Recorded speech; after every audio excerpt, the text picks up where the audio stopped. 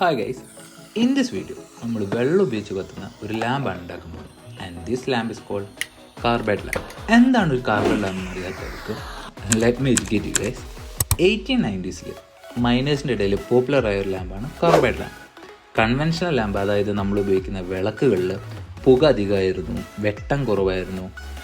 Carbide lamp പുകയില്ലാതെ തന്നെ ഒരു bright and study light produce ചെയ്യുമായിരുന്നു.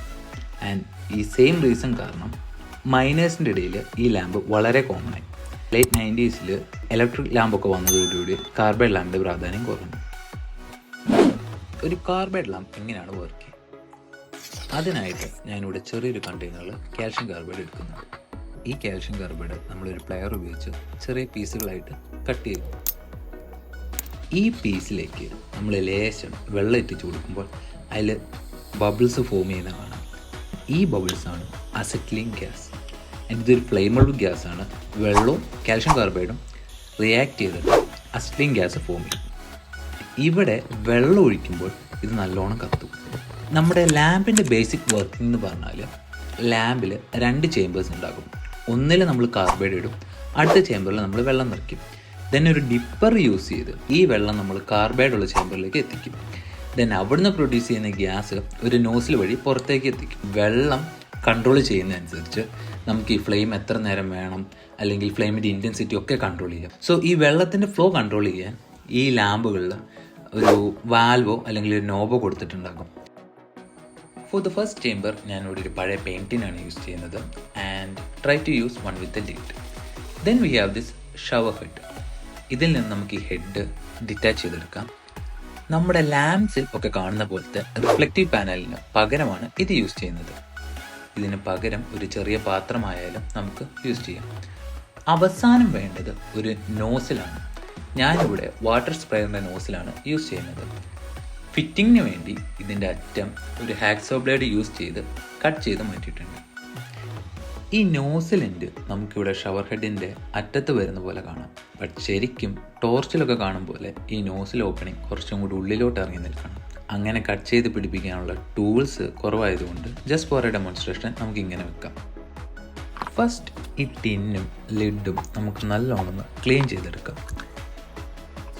ആഫ്റ്റർ ഈ ലിഡിൻ്റെയും ടിന്നിൻ്റെയും സെൻറ്ററിൽ ഒരു ഹോൾ ഇടണം. ഇവിടെയാണ് നമ്മുടെ നോസിൽ ഫിറ്റ് ചെയ്യാൻ പോകുന്നത്.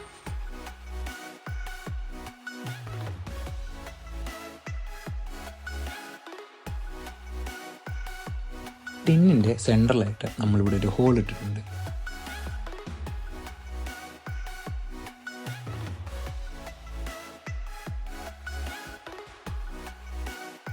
വെള്ളത്തിൻ്റെ ചേമ്പറിന് പകരം ഞാനിവിടെ തയ്യൽ മെഷീൻ ഓയിൽ ഇടാൻ ഉപയോഗിക്കുന്ന ചെറിയൊരു കണ്ടെയ്നറാണ് യൂസ് ചെയ്യുന്നത്. 10 രൂപയ്ക്ക് ഈ കണ്ടെയ്നർ നമുക്ക് കടയിൽ മേടിക്കും.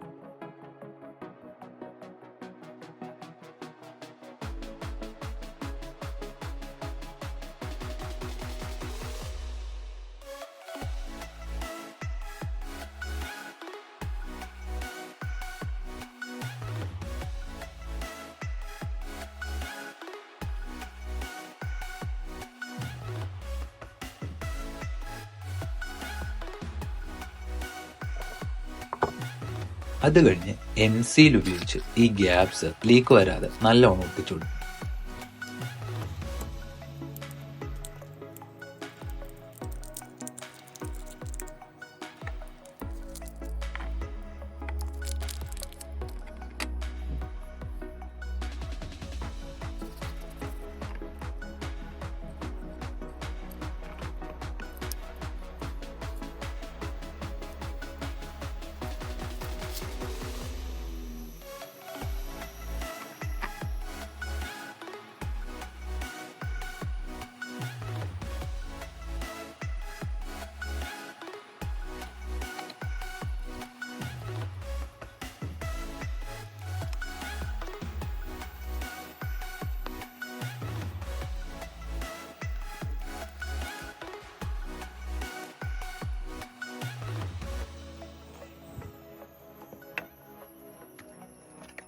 ഏകദേശം 90 മിനിറ്റ് എടുക്കും MC സെറ്റായി വരാൻ.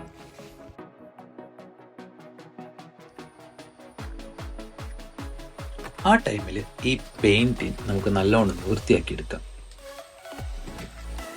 സോ ഈ ടിന്ന് ക്ലീൻ ചെയ്തെടുക്കാൻ ഞാനൊരു ഹോം മെയ്ഡ് മിനി കട്ടറാണ് യൂസ് ചെയ്തത്. സോ അതിൻ്റെ ലിങ്ക് ഞാൻ ഷെയർ ചെയ്യാം.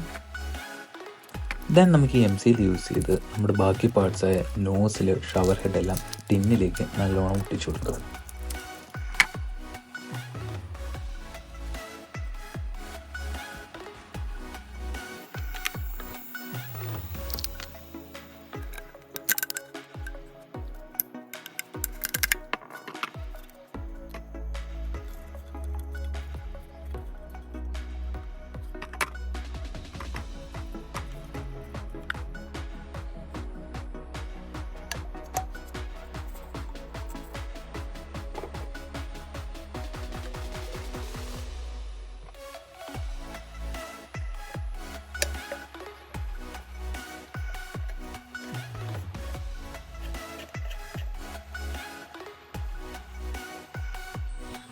ഫൈനലി MC നല്ലോണം സെറ്റായിട്ടുണ്ട്.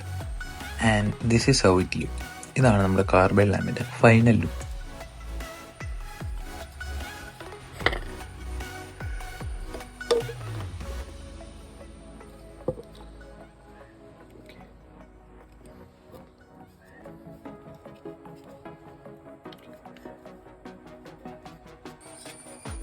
നമുക്ക് നമ്മുടെ കണ്ടെയ്നർ പിടിക്കാനായിട്ട് ഈ അലുമിനിയത്തിൻ്റെ തകിട് യൂസ് ചെയ്ത് ഒരു ചെറിയൊരു ഹാൻഡിൽ ഉണ്ടാക്കാം.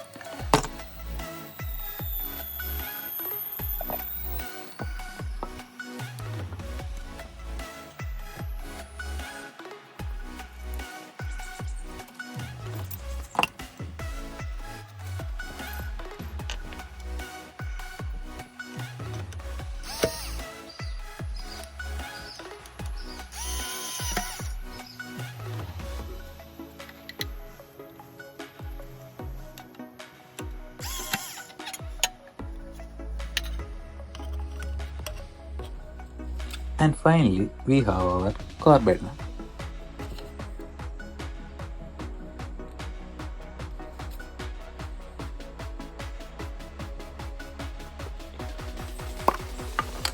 ഫസ്റ്റ് നമ്മുടെ പെയിൻറ്റിലേക്ക് 2 പീസ് കാൽഷ്യം കാർബൈഡ് നമുക്ക് ആഡ് ചെയ്ത് കൊടുക്കാം.